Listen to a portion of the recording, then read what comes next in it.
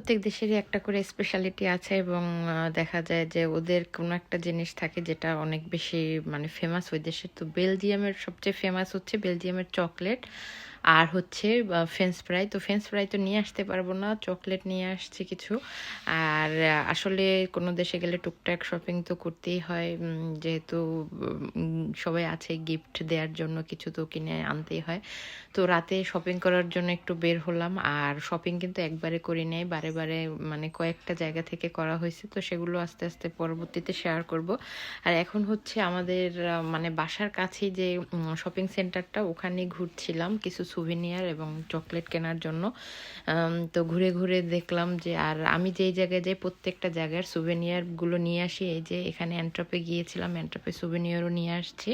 তো সেই কারণেই হচ্ছে ঘোরা এবং দেখলাম ওদের মার্কেটগুলো কীরকম এবং প্রাইসটাও কম্পেয়ার করলাম আমাদের প্যারিসের সাথে। তো মোটামুটি দেখলাম প্রাইস আমাদের প্যারিসের চেয়ে অনেক বেশি। তাই আমি খুব বেশি শপিং করে নিই আমার নিজের জন্য, শুধুমাত্র হচ্ছে গিয়ে সুভেনিয়ার নিয়েছি আর কিছু গিফটের জন্য কিছু জিনিস কিনেছি।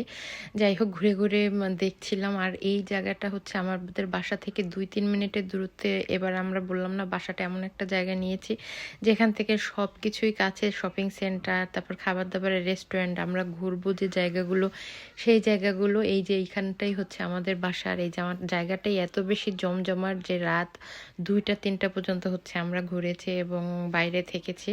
তো অনেক বেশি ভালো লেগেছে।